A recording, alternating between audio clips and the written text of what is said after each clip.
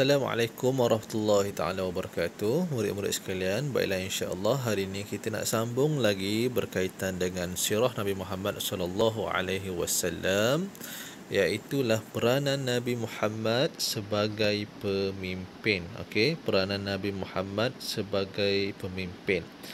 Banyak peranan yang dimainkan oleh Nabi Muhammad sallallahu alaihi wasallam sebagai pemimpin, di antaranya selaku pemimpin masyarakat, sebagai ketua tentera, sebagai ketua hakim, serta sebagai perancang ekonomi negara. Baiklah, kita tengok apakah peranan yang dibuat oleh Nabi Muhammad sallallahu alaihi wasallam selaku pemimpin dalam masyarakat. Yang pertama, menyatukan masyarakat Madinah yang berbilang agama dan kaum. Okey, itu yang pertama.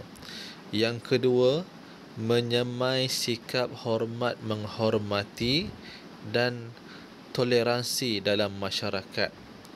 Yang ketiga, berganding bahu antara pemimpin dengan rakyat.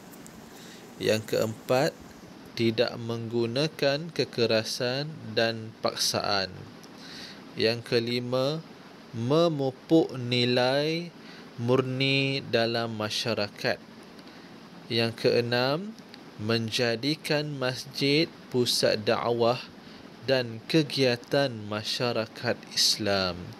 Dan yang terakhir, menjadikan setiap individu bertanggungjawab mempertahankan negara Madinah. Okey, itu peranan yang dibawa oleh Nabi Muhammad sallallahu alaihi wasallam dalam masyarakat. Kita tengok dalam kotak pink ni. Nabi Muhammad sallallahu alaihi wasallam seorang pemimpin keluarga yang dikagumi. Baginda seorang suami dan bapa yang penyayang dan adil. Baginda mendidik isteri-isteri dan anak-anak dengan sabar. Okey, Nabi bukan sahaja pemimpin dalam masyarakat yang hebat, namun Nabi memainkan peranan yang sangat baik di dalam keluarga, mendidik isteri-isteri Nabi serta anak-anak Nabi. Baiklah. Seterusnya, Nabi Muhammad sallallahu alaihi wasallam sebagai ketua tentera. Okey, sebagai ketua tentera. Yang pertama, apa peranan Nabi? Menghulurkan perdamaian dengan kabilah-kabilah dan negara-negara luar. Okey. Yang kedua, merancang strategi peperangan. Yang ketiga, mengetuai peperangan menentang musuh dengan tenang dan bijaksana. Yang keempat, menjaga adab ketika berperang seperti tidak merosakkan bangunan dan tumbuh-tumbuhan. Jadi Nabi juga sebagai ketua tentera yang sangat hebat, sehinggakan setiap peperangan yang disertai oleh Nabi, walaupun jumlah tentera Nabi ini tidaklah seramai musuh, namun Nabi tidak pernah tewas dalam peperangan kerana bijaknya Nabi mengatur strategi peperangan. Okey, itu kehebatan Nabi. Kita tengok dalam kotak warna pink ini. Nabi Muhammad sallallahu alaihi wasallam juga seorang datuk yang suka bergurau dengan cucu. Dalam bergurau ada didiknya. Okey, Nabi ini dia ada dua orang cucu yang bernama Hasan dan Husain. Nabi apabila jumpa Hasan dan Husain, Nabi akan cium mereka dan Nabi akan bergurau dengan mereka. Antaranya, Nabi akan menjadi kuda tunggangan untuk Hasan dan Husain. Jadi seronoklah cucu-cucu Nabi ini. Itulah betapa penyayang dan hebatnya Nabi Muhammad sallallahu alaihi wasallam. Baiklah. Seterusnya, Nabi Muhammad sallallahu alaihi wasallam sebagai ketua hakim. Okey, apa itu hakim? Hakim ialah orang yang menjatuhkan hukuman ataupun menegakkan keadilan di satu-satu negara itu. Yang pertama, menjadikan Al-Quran dan petunjuk Allah Subhanahu wa taala sebagai asas menjatuhkan hukuman. Yang kedua, adil dan saksama serta berpendirian tegas. Yang ketiga, menjatuhkan hukuman berdasarkan bukti dan saksi tanpa pilih kasih. Ya, Nabi ni bukan sekadar pemimpin dalam tentera, dalam masyarakat, namun juga Nabi seorang hakim. Nabi akan menetapkan sesuatu hukuman mengikut ketetapan yang telah ditetapkan oleh Allah Subhanahu wa taala. Okey, seperti hudud, qisas dan sebagainya.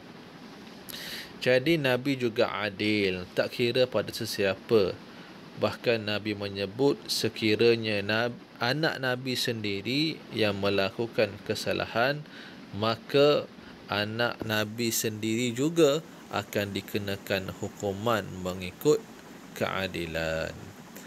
Dan Nabi juga tidak memilih kasih, tak kira siapa, tak kira kaum kerabat dan sebagainya.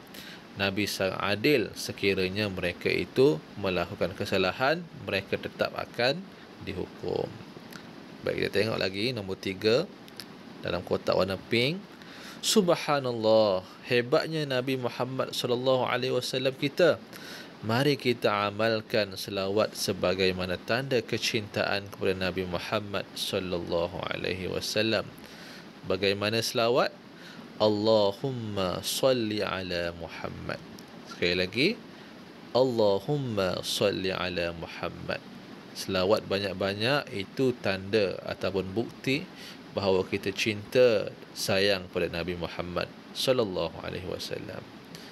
Baiklah, kita tengok seterusnya. Nabi Muhammad sallallahu alaihi wasallam sebagai perancang ekonomi negara. Yang pertama, menghapuskan dasar ekonomi jahiliah. Maksudnya yang berdasarkan riba, penindasan, penipuan dan sebagainya, Nabi hapuskan. Yang kedua, mewujudkan dasar ekonomi Islam yang adil. Yang ketiga, memungut zakat daripada mereka yang wajib mengeluarkannya. Okey.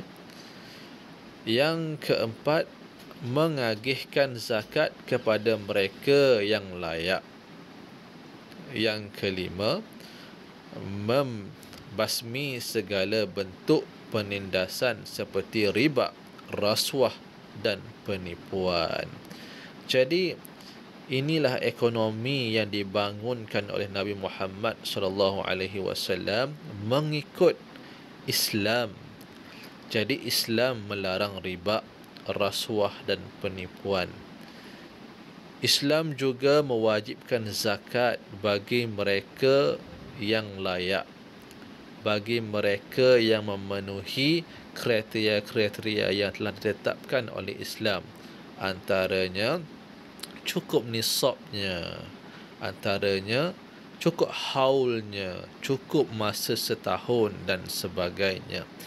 Jadi ini juga menambah ekonomi sesebuah negara Islam tersebut. Baiklah, Ustaz harap kamu faham dengan pengajaran Ustaz pada hari ini. InsyaAllah minggu depan kita akan bercerita lagi tentang ciri-ciri kepimpinan Nabi Muhammad sallallahu alaihi wasallam sebagai pemimpin unggul. Okey, jadi kita akan bercerita lagi pada minggu depan berkaitan dengan ciri-ciri kepimpinan Nabi Muhammad sebagai pemimpin unggul. Jadi itu sahaja apa yang kita belajar hari ini. Ustaz harap kamu faham dan dapat ambil iktibar dan pengajaran. InsyaAllah Moga-moga kita mendapat manfaat. Itu sahaja. Assalamualaikum warahmatullahi taala wabarakatuh.